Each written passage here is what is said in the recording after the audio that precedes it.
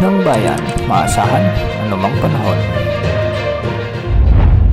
Magandang araw po sa ating lahat. Narito ang update sa lagay ng panahon ngayong araw ng Linggo, May 5, 2024. Mainit na panahon pa rin ang aasahan sa halos buong bansa ngayong araw dahil sa umiiral na easterlies o ang mainit na hangin mula sa karagatang Pasipiko. Posible naman ang mga biglaang pag-ulan dahil sa mga localized thunderstorms sa ilang lugar pagsapit ng hapon o gabi. Para sa potensyal na sama ng panahon, patuloy naman natin itong minomonitor gamit ang iba't ibang wind models at mamaya ay ating alamin kung ano na ang mga development ng naturang sama ng panahon na ito.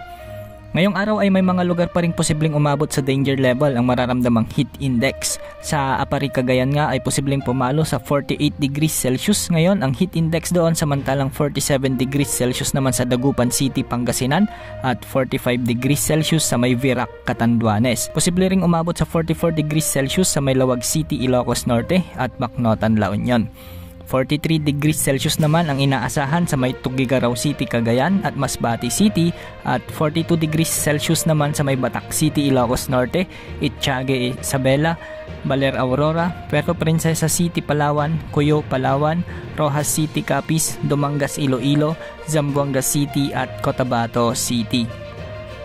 Ngayong araw ay magiging maaraw ang halos buong Luzon, ngunit pagsapit ng hapon at gabi ay posible ang ilang mga pag-ulan dulot ng mga localized thunderstorms lalo na sa ilang lugar sa Luzon, particular sa northwestern portion ng Luzon, Central Luzon, Calabarzon at Bicol region. Posible rin ang pamumuo ng mga thunderstorms sa ilang bahagi ng Metro Manila. May mga thunderstorms din sa Visayas, particular sa Occidental Mindoro, Negros Occidental, Negros Oriental, Bohol, Leyte and Samar Provinces at Cebu. May mga mahihina hanggang sa katamtamang pag-ulan din sa may Palawan, lalo na sa northern at central portions nito.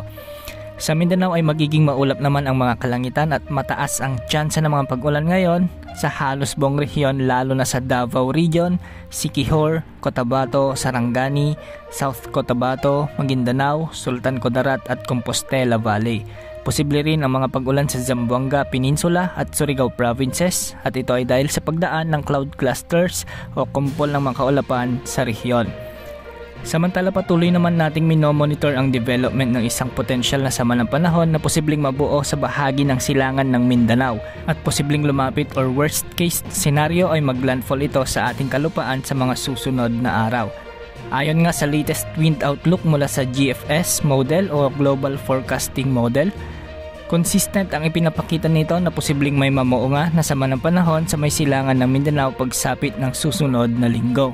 Posibleng lumakas ang cloud cluster na sa silangan ng bansa bilang low pressure area o LPA sa susunod na linggo at posibleng unti-unting lalakas bilang bagyo sa mga susunod pang mga araw. Atin ring nakikita na bahagyang lalakas pa ito at lalapit sa may silangan ng bansa.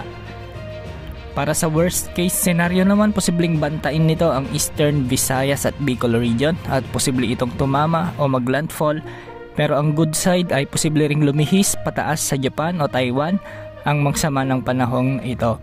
Ngunit nakadepende pa rin ito sa magiging galaw din ng ridge ng high pressure area na nasa silangan ng bansa. Di rin naman inaalis ang posibilidad na maapektuhan nito ang ilang bahagi pa ng Luzon gaya ng Metro Manila, Calabarzon, Mimaropa, Central Luzon at Northern Luzon.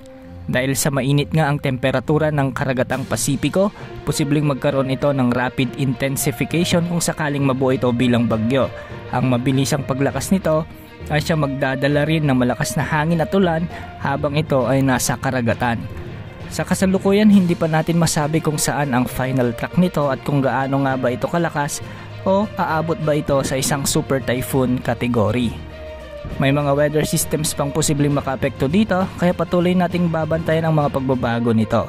Manatiling nakatutok sa development ng potensyal na bagyo na ito sa ating mga susunod na updates o call dito. Sa ngayon nga ay wala ring nakataas na gale warning sa anumang karagatang sakop ng ating bansa kaya malaya ang mga mangingisda at may sasakyang pandagat na makapamamalaot sa ating mga karagatan. Yan ang update sa lagi ng ating panahon. Ito po ang weather update ng bayan. Maaasahan anumang panahon.